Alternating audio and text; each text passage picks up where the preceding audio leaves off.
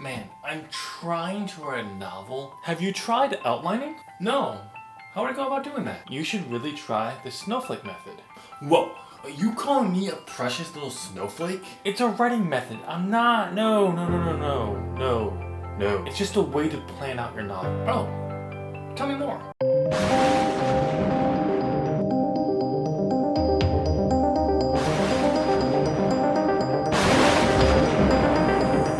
Welcome, my friend and fellow scriber, to the Writer's Mindscape. This is In My Experience. I'm Tim Green. I write under the pen name Tim RG, and today we are going to be going over the Snowflake Writing Method. This is the first of a new series we're starting with In My Experience on story structure.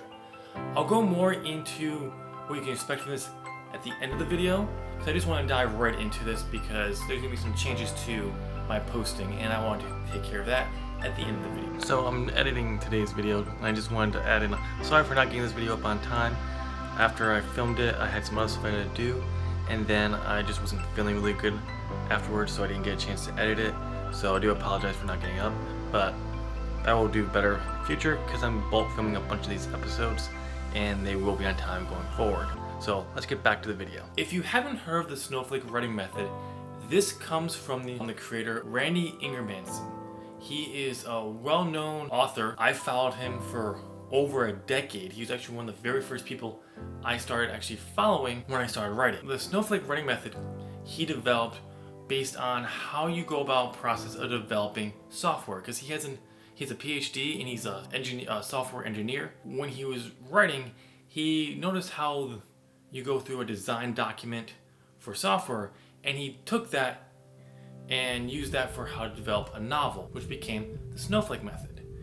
And the example he uses of this is a system called the Koch method, called the Koch Snowflake. There's a link down below to the Wikipedia page that he links in his free article talking about the Snowflake Method, which is also linked down below. But basically what it said, the Koch Snowflake Method is, if you can draw a snowflake by starting with a triangle, and every step you add more triangles. Kind of like this. No matter how many triangles you add to this snowflake, the human eye won't be able to see it. And I do believe it's around 7 or 10 steps of it evolving like this before the eye won't notice the difference. But you can keep going and going, and if you zoom in, you'll see the detail, but the human eye won't notice it. The idea is, drawing a snowflake, Randy says, writing a novel is simple. You start small and work your way up. So, like drawing a snowflake, you start with a simple triangle. So, each step of the Snowflake Method is you're going into more and more detail. In his methods, there are 10 steps to the Snowflake Method. Like I mentioned before, he does have a free article explaining this in more detail than I'm about to go in. It's linked down below, and he has different books out there talking about his method that you can purchase and so forth. So what I'm going to do is I'm going to go over each step very quickly, just give you a brief overview, nothing about my opinion on it, just going to go what he covers in this article, and then I'll give you my thoughts at the end. So let's dive right in. That hit the spot.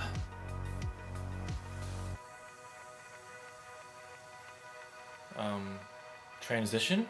Before we jump into the steps, one of the advantages of using the Snowflake Writing Method is that when you finish, you will have a complete book proposal that you can submit to an agent or editor. This is only helpful if you plan on publishing traditional methods, but it is a plus. With that being said, we're going to jump right into the 10 steps of the Snowflake Writing Method. Step 1, the one sentence summary. This is known as the elevator pitch. If you're ever at a writer's conference and you get on the elevator and they see your badge, they may ask you, what are you writing? Bam! You tell your story in one simple sentence, and now they're hooked. They want to know more. They can't do it right now, but they say, here's my card, email me, we'll set up a time. Now you have your in. It's sweet and simple. That's the point. Remember, I said earlier, we start small and build. being able to tell your entire story in one sentence is the key. Randy recommends your sentence should be no more than 15 words with no character names. No, we're not there yet. Even if you have your character name, leave it out of this. All you need to know. How long you should spend your time on this?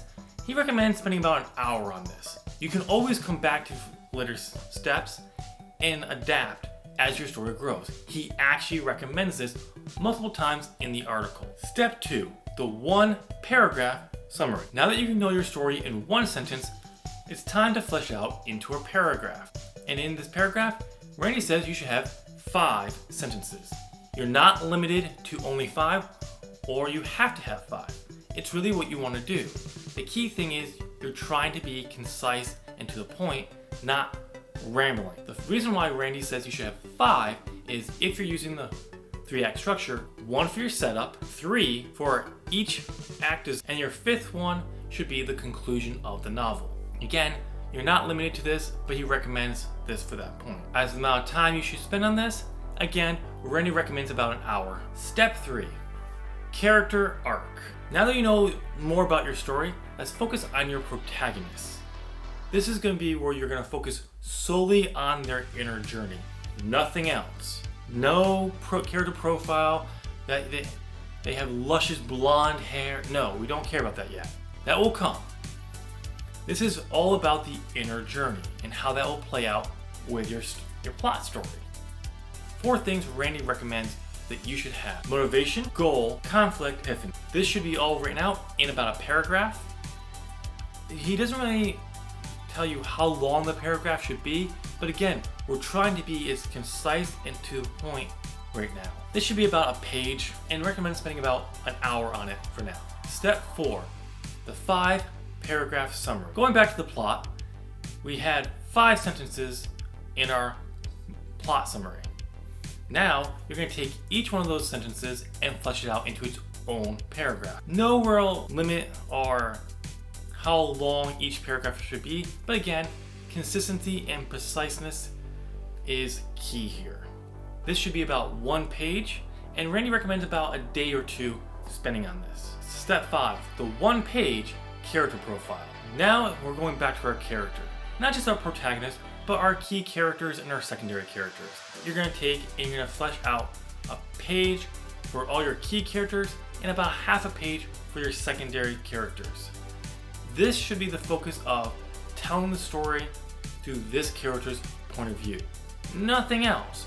That means, again, no profiles, no backstory. We don't need that. No. It's at this time, Randy really recommends you probably start going back to previous steps and updating what you already have. So if your story has changed dramatically compared to what your first sentence was, where that doesn't really apply anymore, you should go and fix that. Same thing goes to your paragraph based on what you know from your page-long plot summary from your 5 paragraphs, and so forth. Step 6, the several-page synopsis. Now we're going back to the plot and that 1-page plot summary. Now you're going to flesh it out into many. Randy recommends here you take each paragraph for the plot summary and turn it into its own page. So if you have 5 paragraphs, that should be 5 pages. Again, once you've done with this, Randy recommends circling back to previous steps and making sure everything is in line with what you currently have. This should take about a week. Step 7, the character profile. Now you can go out and flesh out the detailist of profiles if you want. This is the step where you really get to flesh out everything that you've been wanting to flesh out about your character. Backstory, look, personality, have at it. This is the step to do it. And this is not just for your protagonist. It should be all characters in your novel. If they're not a POV character, you don't need to spend as much time on their profile, but you should fleshing them out if they're important to the story. The most important thing that you should show in these profiles is how each individual character changes by the end of the story. For how long you should spend on this, Randy recommends about a week. Step 8, the scenes list. This is where you're going to take your 5-page or how many pages synopsis, depending on how many paragraphs you had, and break it into a scenes list. Randy seems to find that he needs about 100 scenes to write his novels. And it's not actually a bad number. It all depends on what kind of genre you're writing in. If you're writing a thriller, probably not. You're probably gonna want maybe less scenes. If you're writing an epic fantasy, probably more. When you're doing this, he recommends you using a spreadsheet like Excel and really diving into some columns like POV. Wow, that's not good. As to how to set it up, he recommends having a column for POV, another longer one for description of what happens in the scene, and even maybe having one of how many pages you recommend or you think this scene will take up. Once you have your scenes, he then recommends adding a new column where you can then break up the scenes into chapters. This should take about 1 week. Step 9, scene paragraph. This is actually an optional step that he puts in the article, so I'm going to mention it here just so you know. But basically what you're doing here is, now you're going to take each scene and you're going to flesh it out into its own page. You're going to break it down into a multi-paragraph summary. Things to include is dialogue, action beats, anything you can really think about, and just put it in there so you have it. When he does this, he says he's about 1 week out from starting to write the first draft.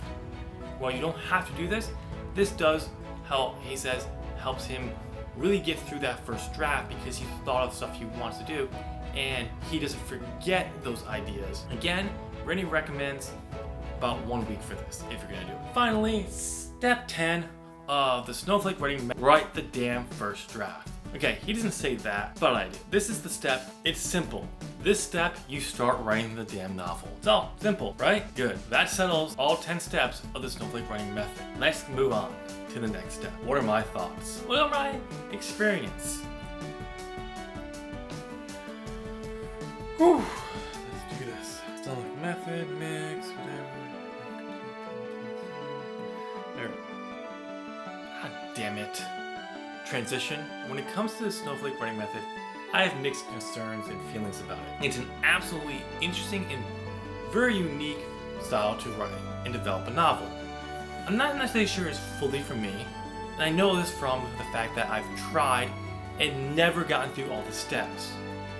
I do think there's a reason behind it, so I just don't think I was really fully interested in completing it at those times, because I just wanted to focus on my style, even in my method, though my method was, I didn't know fully what my method was at that time, because I only focused on one novel, and I kept changing it every time I tried to revise and fix that novel series. I do plan at some point going through the full process, just so I can see if there's anything else in this method that I think will help me in my own process. I almost guarantee I will never fully do the Snowflake Method outside that, just because I'm very good at aware of what works for me, but I can't say for a fact that until I've done it.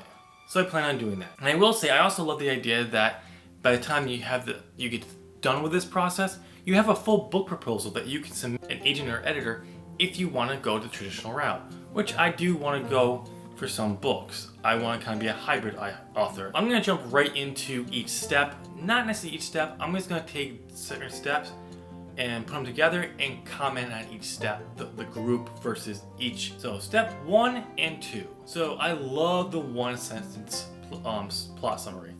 It works. If you can't summarize your plot in a single sentence, you're in trouble. And being at Full Sail, they teach this. They don't teach the 1 sentence. They say you can do 2 sentences for it. The whole point is it's quick and fast, and you can get your story elements out to a producer, or in our case, an agent or editor if you run into them. And I love that. As it comes to the 1 sentence, again, I love that idea because it really helps you flesh it out in more detail.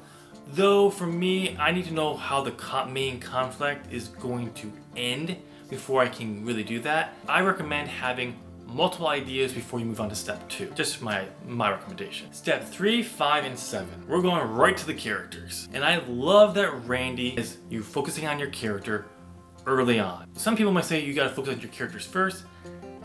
If you're a character first person, you may think that, but generally people who have character first, I love that he has you focus on character early on, because I used to hold off to late in the game to develop my own characters. For me, I need to know more about my character in detail before I can ever touch their internal journey. For me, I'd have to rework these steps where I do 5, 7, then 3 before I could actually do this correctly. And when I do use the Snowflake method, I probably will rearrange those steps. Now I may try to do them in order first, but we'll see. But I do actually love that we're focusing on character right off the bat. Steps 4 and 6. I also love the fact that he has you taking your paragraph and stretching into a full-on page. Love it, because you're getting more detail from each sentence now, and you have a better understanding of what's going on. When it comes to the multiple pages, I don't know. If you're going a traditional route, you should absolutely do this at some point. For me, I think I'd rather do this at the end, after the book has been written. The first draft, maybe the second draft. Because I don't want to go back through and have to edit these pages if things while writing did change, and they can always do. They always do for me. So, and they could be a big change. And I don't want to have to do a lot of editing on the boring element of synopsis, which no one likes to write, and there's a reason for it. When you're developing your story, I think it's more fun because you're kind of figuring it out if you're a planner. For me, I'm not so sure if this needs to be here, but it is something I think it's a good thing if you're going the traditional route. Step 8, the scenes list. I love the scenes list, and I wish I used them far earlier than I actually did. In my first novel, I actually did chapter summaries, and that really helped. My second novel in series, for some reason I didn't do them. Why? Because I actually discovered the outline in a very detailed and a bullet system, and yeah. But I didn't do scenes. There's a reason why that story is a up mess. When I returned to my original novel series, Legend of the Godchild became the Veil trilogy that I've talked about on this channel before. I was going through the Snowflake method again, just for whatever reason, and I remember the scenes list, and I remember the chapter summaries. Let me try that. And boy did it work. And I definitely recommend trying it. Having a POV column, a description of what's going on, and even having a spot for how many words for scenes. I don't necessarily say pages like he does, I say words, because that's what the market goes off of right now. They don't go by pages, they don't go by the 250 word will fit on a page anymore. They go based on word count. So knowing how many words are in each scene is far helpful. Also, if you're aiming for a certain word count and you go way over it or way under it, you can have an idea of how many scenes may need to be fleshed out. Step 9, never done this. Do I like it? I kind of do this the day of my writing. I'll kind of bullet out some stuff for the scene I'm working on and use that going forward. Though I do kind of like this idea of doing it before I write, because it'll allow my brain to process this stuff, maybe hopefully make it easier to write. Because there are times where I had done this, and while I'm writing, it's trying to fit that in and come up with something at that time. It doesn't always work, and it can get frustrating. And number 10, do I need to talk about this? Really? You really want me to? Really? Everywhere does this step at some point. If you're gonna be a writer and you're gonna write your novel. There's nothing more to really say about that. You gotta do this if you're an author, you're a writer. You have to do it at some point. Done. My final conclusion is, I don't ever see myself using the Snowflake writing method completely. Maybe I'll change my mind when I actually go through it completely, but I know myself very well at this point. And I've been, especially in the last year or two, I've been really kind of focusing on my style. I just don't think this is gonna work. But I do want to try it, because you never know when there's could be something that could be pure gold. And I even said in earlier videos, each story is different. So trying to do it the exact same way each time is not the best thing, because it can cause problems.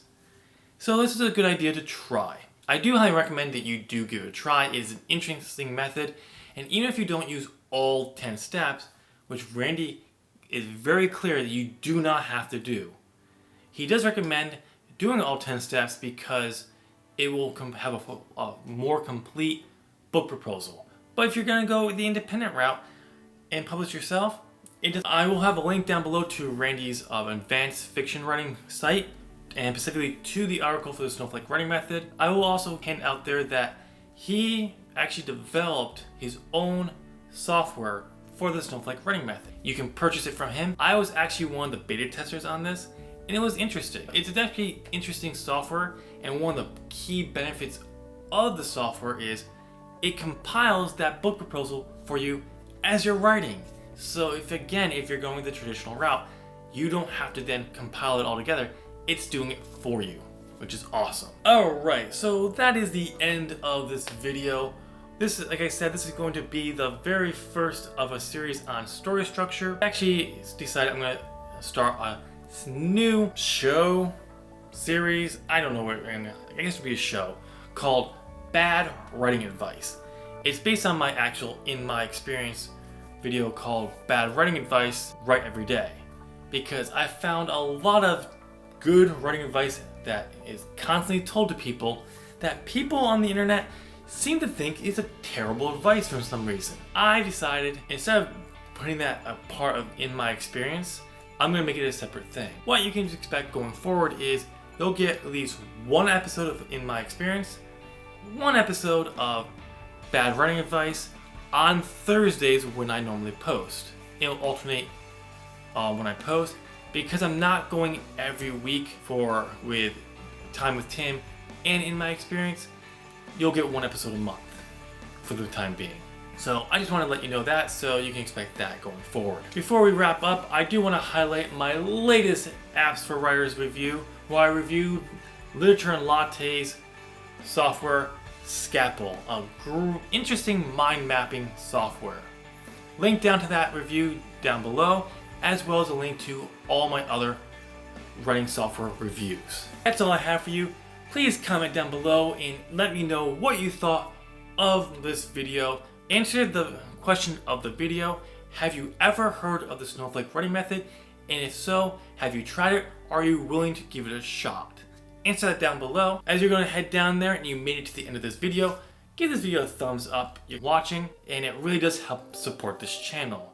I want to see if we can get 10 likes on this. Also, since it's right there and you enjoyed this video, go ahead and hit that subscribe button. Nice! Ring that bell. Awesome! Now make sure you click all notifications so you know when all In My Experience and other content go live. And since if you like this video, do me a favor, please share this out on social media and really help get the word out about this channel. That's all I have for you today. I hope you're having a great week despite what's going on in the world today, and I will chat with you in my next video. Bye!